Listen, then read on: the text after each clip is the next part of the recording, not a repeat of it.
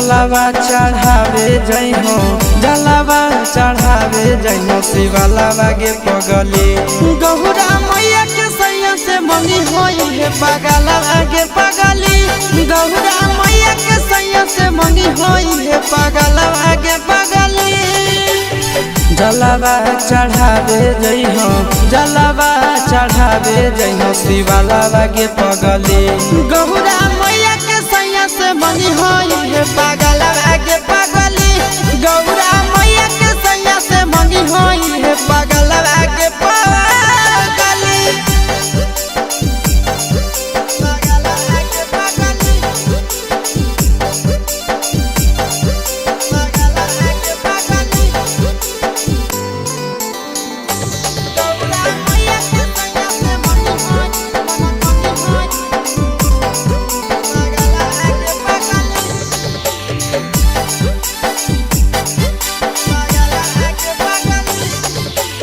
सावन में कदी है भोले बाबा के ढायनावा।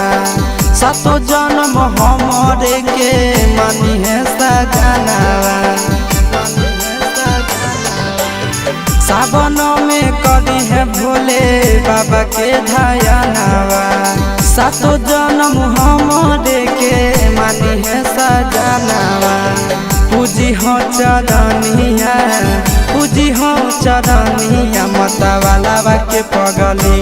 गौरा मैया के सैया से मंगी है पगलावा गे पगली। गौरा मैया के सैया से मंगी है पगलावा गे पगली।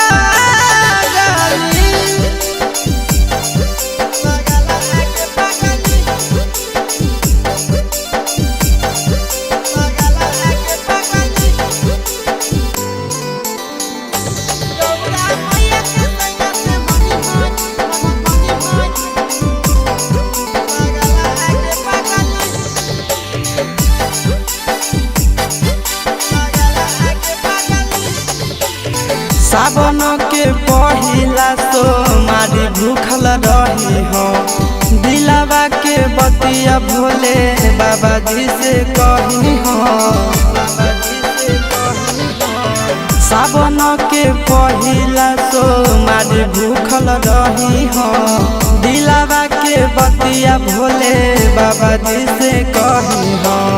बतिया चिंटू आशीष के बतिया तू रखी हो, खाया लावा गे